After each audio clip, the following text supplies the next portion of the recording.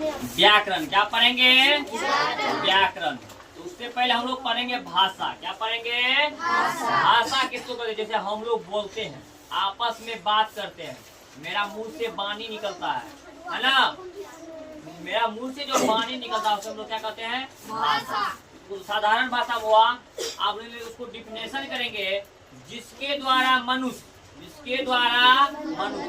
अपने मन के भाव को लिखकर या बोलकर दूसरे पर प्रकट करता है, उसे हम लोग क्या कहते हैं? भाषा कहते हैं। यानी कि तुमको लिख कर बता देगा, बोल कर बता देगा कि ये है, वो है, तो हम लोग उसे क्या कहते हैं? भाषा। क्या कहते हैं? भाषा।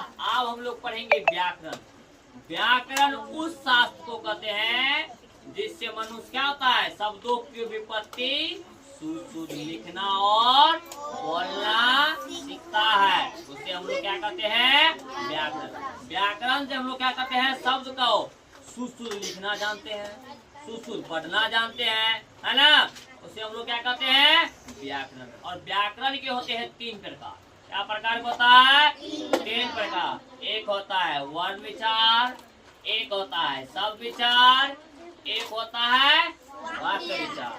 वर्ण विचार उसे कहते हैं, वर्ण विचार व्याकरण का वो विभाग है जिसमें अक्षरों के भेद, आकार, भेद तथा नियम आदियों का क्या हो? वर्णन हो, उसे हम लोग क्या कहते हैं? वर्ण विचार कहते हैं। आप कहते हैं वर्णमाला, है ना? वर्णमाला किसे कहते हैं? वर्णों के समुदाय को हम लोग क्या कहते हैं?